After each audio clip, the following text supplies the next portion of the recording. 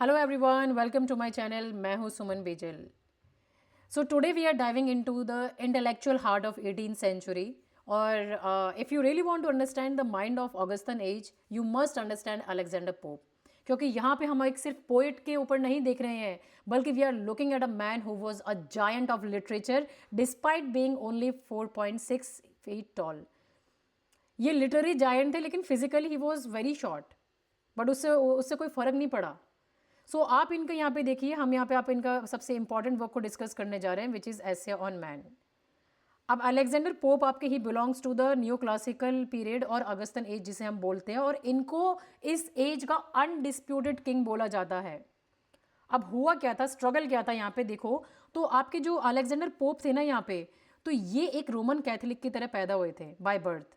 और उस टाइम पे आपके Augustan age new classical period में कैथोलिक्स को यूनिवर्सिटीज़ और पब्लिक ऑफिसेज में जाना अलाउड नहीं था।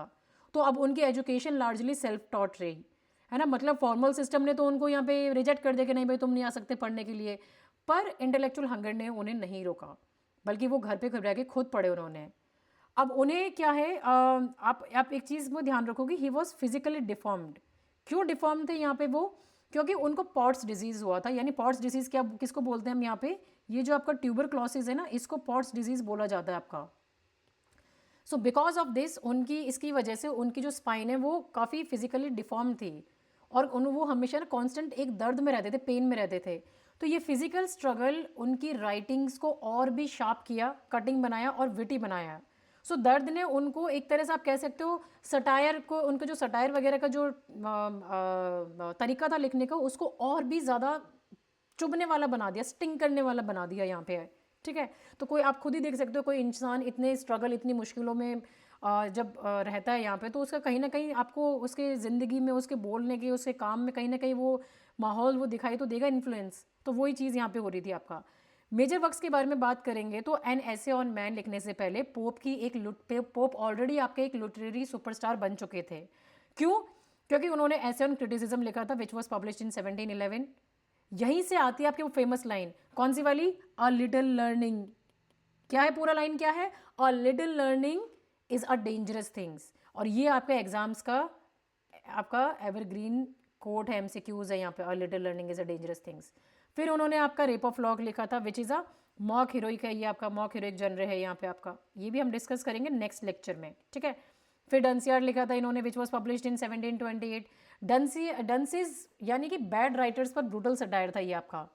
एंड देन आपका इन्होंने होमर को ट्रांसलेशंस भी लिखे थे। तो होमर के इलियाड और ओडिसी के ट्रांसलेशंस ने पोप को फाइनेंशियली इंडिपेंडेंट बना दिया, और वो पहले इंग्लिश राइटर थे जो सिर्फ अपनी राइटिंग से पैसा कमाकर इंडिपेंडेंट हुए। अब आप ऐसे ऑन मैन के ऊपर देखोगे यहाँ पे, तो ये जो वर्क है आपका, ये 1733-34 में 4 एपिसोड्स में पब्लिश हुआ था। तो ये क्या है? It is a philosophical poem, और ये आपके हीरोइक कॉप्लेट्स में लिखी गई है, यानी पोइट्री के थ्रू फिलोसॉफी दी गई है।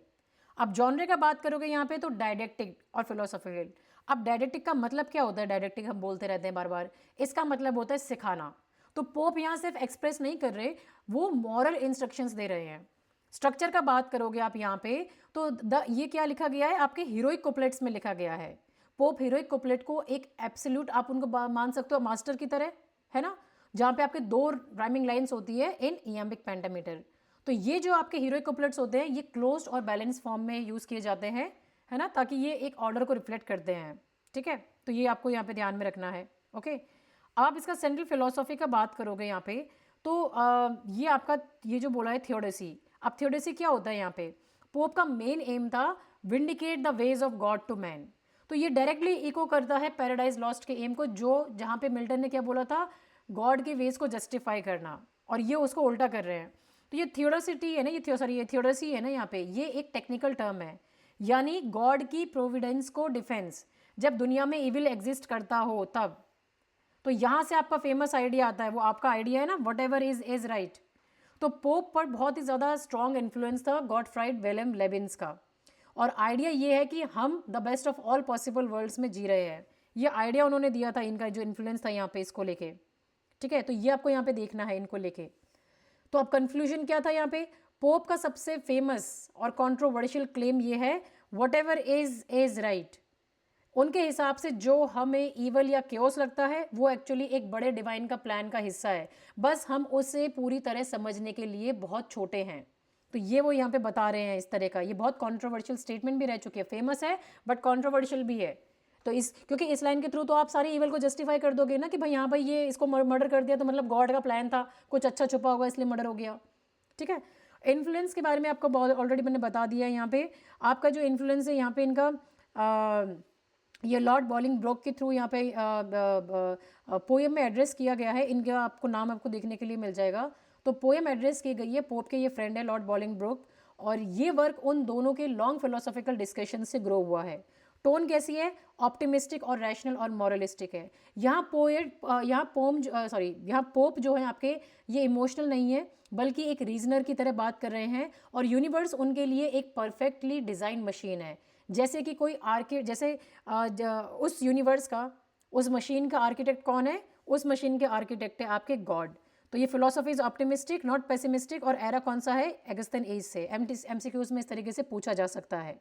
ठीक है, तो ये आप यहाँ पे ध्यान में रख लीजिएगा। तो एक चीज़ और सोचो, अगर फिलोसॉफी का बात आ जाता है तो स्टूडेंट्स अक्सर ये बोलते हैं कि पोप तो सटायरिस्ट है तो पेसिमिस्टिक होगा।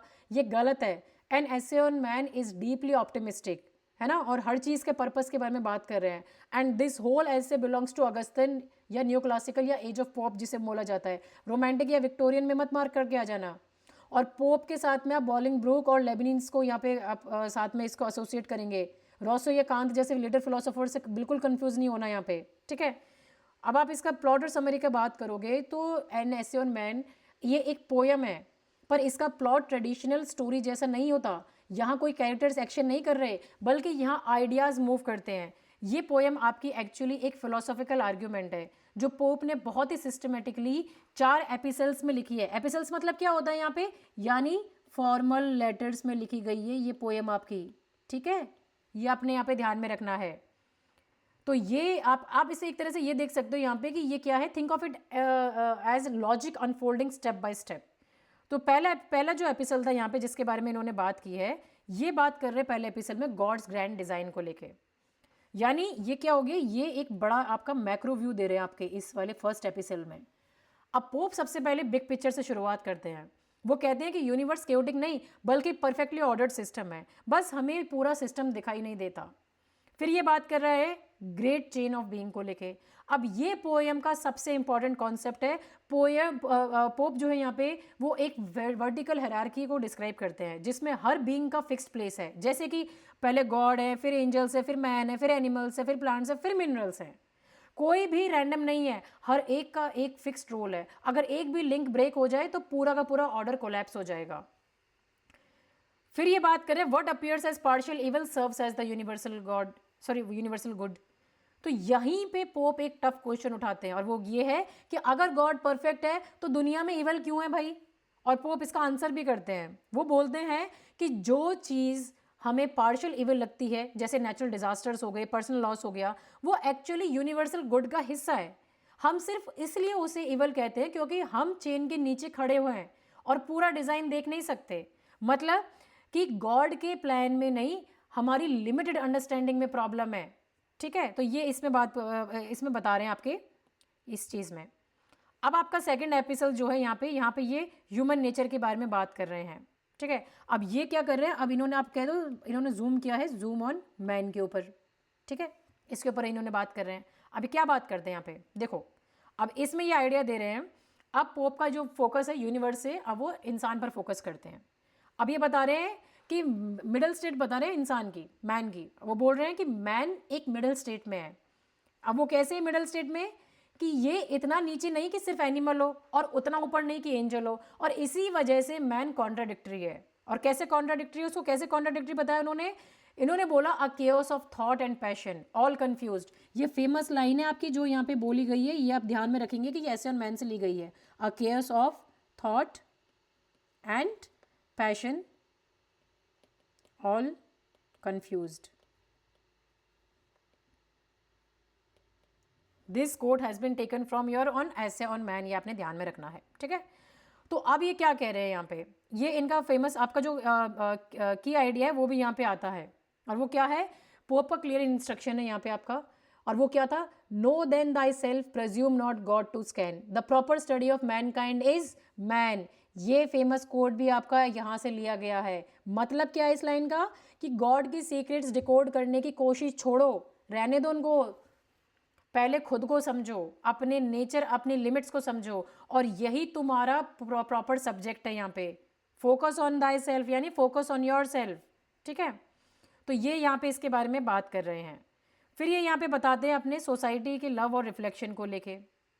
अब ये जो है ये सेल्फ लव, सॉरी ये इसी चीज़ में आपके ये प्रॉपर स्टडी ऑफ मैनकाइंड में ये सेल्फ लव और अपने रीज़न को लेके भी बात कर रहे हैं यहाँ पे, सेल्फ लव वर्सेस रीज़न में। अब आप देखो सेल्फ लव क्या होता है, ये आपका जो हमें एक्शन लेने पे मजबूर कर दे, जो स्प्रिंग ऑफ मोशन होता है। और रीज़न क्या होता है, वो बैलेंस हो गया आपका, जो हमें कंट्रोल में रखता है। और दोनों ज़रूरी है, सिर्फ सेल्फ लव हो तो केओस हो जाएगा, और सिर्फ रीज़न हो तो स्टैग्नेशन आ जाएगा। तो इसलिए दोनों के दोनों चीज़ें आपकी ज़रूरी है यहाँ पे। अब ये एपिसोड 3 आता है यहाँ पे, जो सोसाइटी और सिविलाइजेशन की बात कर रहा है, यानी now the focus shifts from individual to the group, individual से ग्रुप पर आ जाता है ये यहाँ पे आपका, ठीक है। तो यहाँ पोप इंडिविजुअल से सोसाइटी की तरफ मूव करते हैं, और वो पहला क्या ऑर्डर जा रहा है आपका, नेचुरल ऑर्डर इन सोसाइटी। यानी कि पोप कहते हैं जैसे यूनिवर्स में हायरार्की है, वैसे ही सोसाइटी और पॉलिटिक्स में भी ऑर्डर ज़रूरी है। तो सोशल हायरार्कीज आपकी एक्सीडेंटल नहीं होती, बल्कि वो नेचुरल और नेसेसरी होती है। तो ये जो किंग्स हैं, गवर्नमेंट्स हैं, इंस्टीट्यूशंस हैं, ये सब भी गॉड के प्लान के टूल्स हैं, चाहे इम्परफेक्ट लगे, पर इनका काम भी स्टेबिलिटी को मेंटेन करना है। तो यहाँ पोप जो है ये रिवोल्ट या रेबेलियन को ग्लोरीफाई नहीं करते, बल्कि उनके ऑर्डर उनके लिए केओस से ज़्यादा बेटर यहाँ पे माने गए हैं, ठीक है। फिर 4th एपिसोड आता है यहाँ पे, where he talks about happiness. Now what is happiness, ये जो है this is the final question जो यहाँ पे ये पूछ रहे हैं। अब क्या है ये फाइनल क्वेश्चन, अब पोप अल्टीमेट क्वेश्चन पर आते हैं कि इंसान खुश कैसे हो। तो यहाँ पे he is emphasizing virtue over wealth.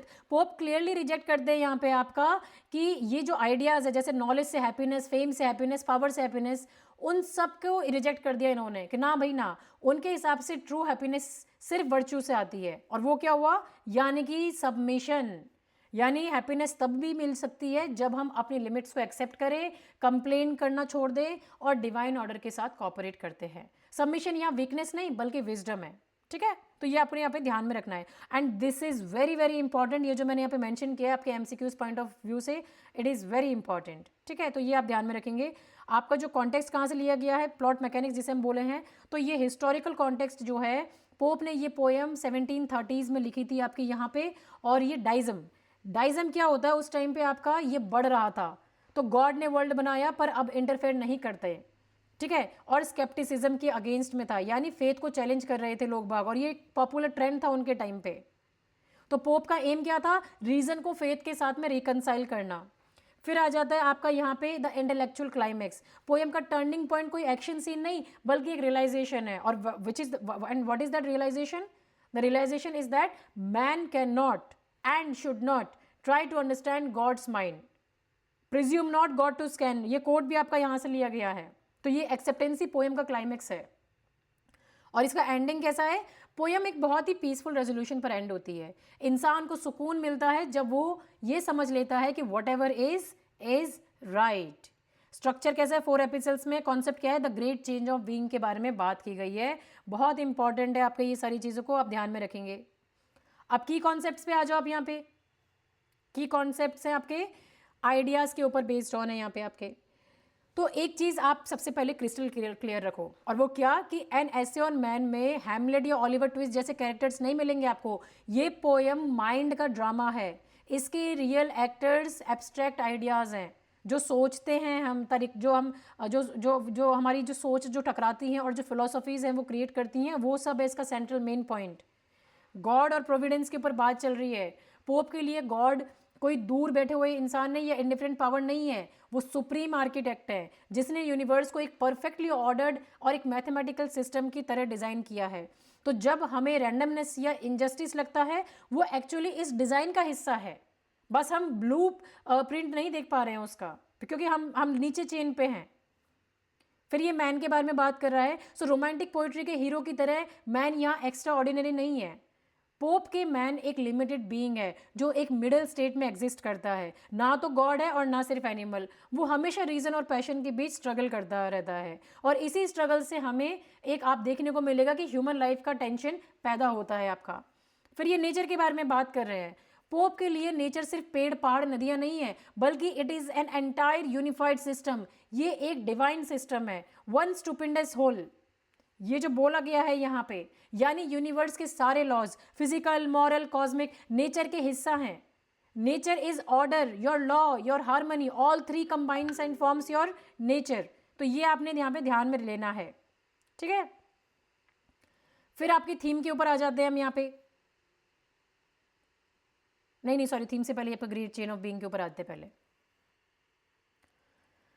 Universal hierarchy के बारे में बात करेंगे हम यहाँ पे। तो ये आपका जो है ग्रेट चेन ऑफ बीइंग, ये आपका एक कॉन्सेप्ट पोयम है, पोयम का आपका स्पाइनल कॉर्ड है ये, दिस इज। तो इसके अकॉर्डिंग यूनिवर्स में हर चीज के फिक्स्ड रैंक है, from insect to humans to angels. अगर कोई अपनी पोजीशन तोड़ने की कोशिश करे, जैसे इंसान गॉड बनना चाहे, तो केओस इनवाइट होता ही है ऑब्वियसली, और इस चेन को एक्सेप्ट करना ही विजडम है। फिर ये बात करें सेल्फ वर्सेस रीजन के ऊपर, तो ये ह्यूमन एक्शन का इंजन है। ये डिजायर, एम्बिशन, मूवमेंट देता है, वरना हम कुछ करें ही नहीं, है कि नहीं है। अगर हमारे पास कुछ कुछ कुछ हमें मोटिवेशन ही नहीं मिले तो हम पड़े रहें, एक जगह बैठे रहे यहाँ पे। फिर ये रीजन के बारे में बात कर रहा है कि रीजन क्या देता है, ये ब्रेक्स का काम करता है हमारी लाइफ में। तो रीजन सेल्फ लव को गाइड करता है, कंट्रोल नहीं करता, एक बैलेंस बना के रखता है, और दोनों का बैलेंस ही आपकी एक हेल्दी ह्यूमन लाइफ को बनाता है। फिर नरेटर का बात कर रहे हैं। अब नरेटर में आई की जगह यहाँ पे वी यूज हुआ है। तो पोयम का नरेटर कोई इंडिविजुअल कैरेक्टर नहीं, बल्कि एक फिलोसॉफिकल पर्सोना है। वो आई की जगह वी का यूज करता है ताकि रीडर के साथ इंक्लूड करे, ठीक है। तो ये ध्यान में रखना है। मैसेज ये बहुत क्लियरली दे रहे हैं यहाँ पे कि हम सब एक जैसे लिमिटेड है, और ये लिमिटेशन एक शेयर्ड ह्यूमन कॉन्शियसनेस, एक शेयर्ड ह्यूमन कंडीशन है आपका यहाँ पे, ठीक है। तो ये वर्क आपका आइडिया ड्रिवन है, कैरेक्टर ड्रिवन नहीं है। अगर एग्जाम में मेन कैरेक्टर्स पूछे जाए तो आंसर हमेशा एब्स्ट्रैक्ट आइडियाज होगा आपका यहाँ पे ऑप्शंस में से। Got it. अब थीम्स पे आ जाते हैं। देखो इसको सबसे पहला थीम क्या आ गया आपका यहाँ पे, सबसे पहला थीम दिया गया है इसने ऑप्टिमिस्टिक थियोडेसी को। तो पोयम का कोर एम है कि गॉड को जस्टिफाई करना। तो पोप यहाँ पे बोल्ड क्लेम दे रहे हैं यहाँ पे, और वो क्या है, all partial evil universal good. तो ये जैसे आप समझो इसे एग्जाम्पल के तौर पे, एक तूफान में एक घर टूट जाता है, तो वो क्या हुआ, पार्शियल इवल हो गया कि भाई तूफान आया मेरा घर टूट गया। पर वही तूफान अर्थ के क्लाइमेट के लिए ज़रूरी है, तो यूनिवर्सल गुड हुआ कि नहीं हुआ। तो प्रॉब्लम इवेंट में नहीं, हमारी लिमिटेड नज़र में है, ठीक है। अब ह्यूमन लिमिटेशन के बारे में बात करें तो इंसान गॉड को जज करने के लिए ही इज़ टू स्मॉल। वो कैसे जज करेगा भगवान को, he is the supreme being, the supreme architect. जैसे चेन का एक लिंक पूरी चेन नहीं देख सकता, वैसे ही ह्यूमन माइंड पूरे यूनिवर्स को नहीं समझ सकता, और इसीलिए लाइफ की कंप्लेंट्स को पोप लैक ऑफ पर्सपेक्टिव की तरह मानते हैं। फिर आता है आपका ऑर्डर वर्सेस क्योस। अब अगस्तिन एज का ऑब्सेशन था ऑर्डर। पोप कहते हैं कि क्योस सिर्फ इल्यूजन है, यूनिवर्स एक्चुअली प्रोविडेंस के अंडर एक परफेक्टली गवर्न सिस्टम है, बस हम पूरा पैटर्न नहीं देख पा रहे हैं यहाँ पे। और हैप्पीनेस पे क्या बोल रहे हैं, वो ट्रू हैप्पीनेस का रास्ता उन्होंने बताया, और वो क्या है, फॉरबिडन नॉलेज नहीं, बल्कि गॉड बनने की कोशिश नहीं, बल्कि वर्च्यू और एक्सेप्टेंस है। तो जब हम अपनी पोजीशन एक्सेप्ट कर लेते हैं तो हमें पीस मिलता है, और इवेंचुअली हम हैप्पी होना सीख लेते हैं। फिर ये डुअलिटी ऑफ मैन के बारे में बात कर रहे हैं, और वो बात कर रहे हैं मैन का नेचर कॉन्ट्राडिक्टरी है, half to rise half to fall. उसके अंदर ये एंजेलिक रीजन भी है और एनिमलिस्टिक पैशन भी है, और ये इनर कॉन्फ्लिक्ट ही उसको ह्यूमन स्ट्रगल का सेंटर बना देती है। फिर ये बोल रहा है यहाँ पे आपका सोसाइटी को। अब सोसाइटी को यहाँ पे पोप ने स्टार्स का जो ऑर्डर है उसको सोसाइटी पर अप्लाई किया है। अब उनके हिसाब से रूलर्स और सब्जेक्ट्स के जो हायरार्की है वो नेचुरल और नेसेसरी है, और ये हायरार्की यूनिवर्सल हार्मोनी को सस्टेन करती है, ठीक है। तो आप यहाँ पे क्या ध्यान रखेंगे, वट एवर इज राइट, ये आपका लेबनीजियन ऑप्टिमिज्म को रिप्रेजेंट करता है, इसका अल्टीमेट समरी है। इसका मतलब ये नहीं कि सफरिंग अच्छी है, बल्कि ये है कि ग्रैंड कॉस्मिक डिजाइन में हर चीज, इवन हमें जो दर्द मिल रहा है, जो पेन मिल रहा है, वो भी उसका भी एक प्रॉपर प्लेस है और वो जरूरी है, ठीक है। तो ये आपको ध्यान रखना है कि आपका एसे ऑन मैन किसके ऊपर है, what is it, it is an essay based on order, optimism and acceptance of limits को लेके। अब आप लिटरेरी डिवाइस पे आ जाओ। अब आप इसको देखोगे जब लिटरेरी डिवाइस को, तो आपको यहाँ पे देखने के लिए मिलेगा कि that pope didn't just right a poem, उन्होंने लॉजिक को एक मास्टरपीस इंजन की तरह क्रिएट किया है। उनका मानना था कि पोइट्री का फॉर्म यूनिवर्स के ऑर्डर से मैच करना चाहिए यहाँ पे आपका। तो सबसे पहले उन्होंने क्या यूज़ किया, हीरोइक कुप्लेट्स को। तो ये ऑगस्टन पोइट्री का आत्मा है, सोल है, ये आपके हीरोइक कुप्लेट्स बार बार आपके एग्जाम में भी पूछे जाते हैं। सो व्हाट इज इट, ये आपके राइमिंग पेयर्स की तरह कंबाइन किए जाते हैं इयामिक पेंटामीटर में, जैसे ये ए बी बी है ना, ये वाले इसमें, क्योंकि लाइंस क्लोज्ड होती हैं और थॉट यूजुअली आपके इस राइम के साथ में एंड हो जाती है। तो ये बैलेंस, ये कंट्रोल और एब्सोल्यूट सर्टेनिटी का सेंस क्रिएट करती है। फिर पैराडॉक्स का बात करें, अब पोप ने पैराडॉक्स यूज़ किया है ताकि वो कॉम्प्लेक्सिटी ऑफ मैन को यहाँ पे इजीली दिखा सके। जैसे ये जो लिखा गया है ना line, die of a rose in aromatic pain, तो ये सजेस्ट करता है कि ये एक फूल की जैसे एक फूल की जो खुशबू होती है ना, तो वो खुशबू जैसी खूबसूरत चीज़ भी ओवरवेलमिंग हो सकती है। तो ये मिरर कर रही है how man can be destroyed by his own sensitivities. ठीक है, फिर ये पर्सोनिफिकेशन को बात कर रहे हैं, तो ये आपको देखने को मिलेगा कि पोप यहाँ पे काफ़ी often he describes the universe as a living organism. Nature is the physical body and God is the animating soul. फिर एंटाइथीसिस के बारे में बात कर रहे हैं यहाँ पे, तो ये बैलेंस फ्रेज में कॉन्ट्रास्टिंग आइडियाज़ का यूज़ है। It's perfect for showing the middle state of man, जहाँ पे ये reason versus passion, self love versus social good के बारे में बात कर रहे हैं, यानी तर्क वर्सेस आपकी जो फीलिंग्स है, जो भावना है, उसके बारे में। फिर रिटोरिकल क्वेश्चंस पूछे गए हैं यहाँ पे आपका, तो पोप सिर्फ बताते नहीं बल्कि आपके सवाल भी पूछते हैं, जैसे is the great chain upheld by God और दी, ताकि रीडर को अपनी इनसिग्निफिकेंस, अपना छोटापन रियलाइज हो सके। फिर ज़्यूगमा और एंटीमिटेबल आप बात करोगे, तो ये एडवांस रिटोरिकल ट्रिक्स हैं जो विट और सिमेट्री क्रिएट करती हैं, जिससे उनके फिलोसॉफिकल आर्ग्यूमेंट्स कॉमन सेंस जैसे लगने लगते हैं। ठीक है, तो ये आपको ध्यान में रखना है कि आपके heroic couplets they are considered as the hallmark for your Augustan और न्यू क्लासिकल पोइट्री। ठीक है, अगर एग्जाम में पोप का नाम दिखे तो हीरोइक कुप्लेट्स दिमाग में तुरंत आने ही चाहिए आपके। अब हम इसका स्ट्रक्चर देखेंगे आपका, तो ये जो पोएम है ये यहाँ इन्फिनाइट गॉड से स्टार्ट होकर इंडिविजुअल हैप्पीनेस तक मूव करती है। ये एक डायडेक्टिक मूवमेंट है जहाँ पे pope is teaching through steps, जहाँ पे कैसा हुआ है, पहले आपकी प्रॉब्लम आई है, प्रॉब्लम के बाद में आपका एनालिसिस आया है, और उसके बाद में आपका रेजोल्यूशन के बारे में यहाँ पे ये बात कर रहे हैं। ठीक है, अब ये जो फर्स्ट एपिसोड है ये कॉस्मोलॉजी के ऊपर है। नाउ ये कॉस्मोलॉजी, ये जो गॉड एंड मैन है ना, this is the big picture that he is talking about here. तो ये यूनिवर्स और ग्रेट चेन ऑफ बीइंग में मैन की जगह से डील करती है।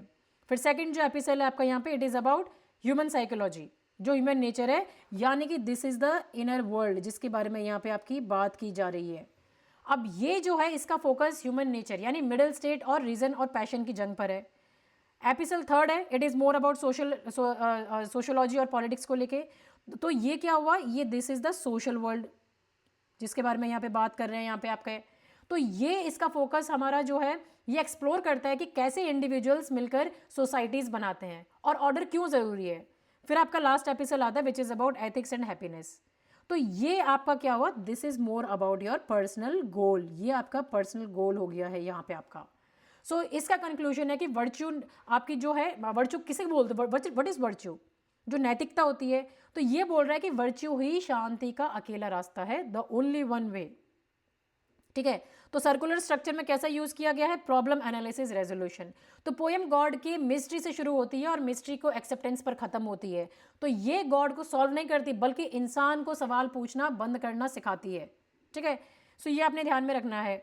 Know Dai self belongs to, ये एपिसोड सेकंड में पूछा गया था यहाँ पे आपका मैन के बारे में। ठीक है, अब ये कुछ कोट्स हैं और ये आपके एग्जाम में बार बार पूछी जाती हैं, जो आपको ध्यान में रखना चाहिए। एपिसोड 1 इज मोर अबाउट किस चीज़ के ऊपर है, it is about the universe.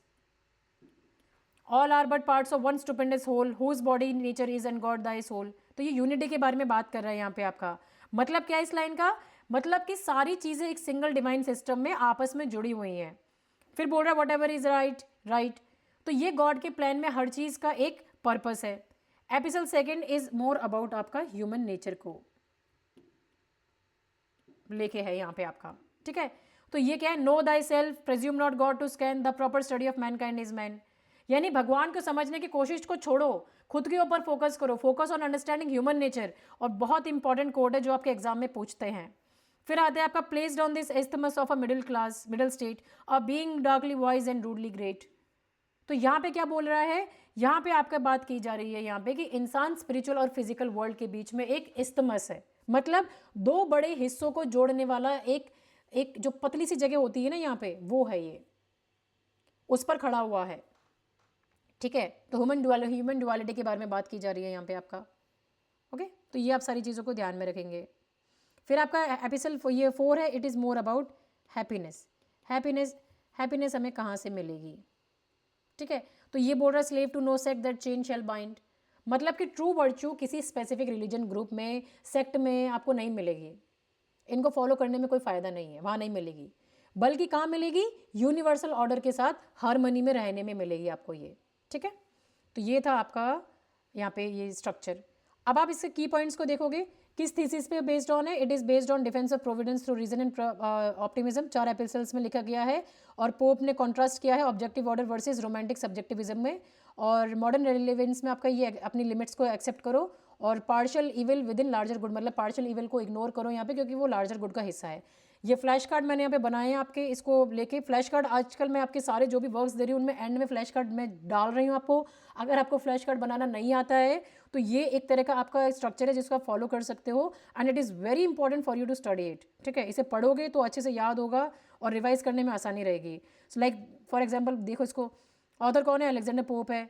आपका एसे ऑन मैन है, पब्लिश कब हुआ था? 1 साल में पब्लिश हुआ था। यहाँ पे 4 एपिसोड्स में लिखा गया, यानी 4 लेटर सीरीज में लिखा गया था।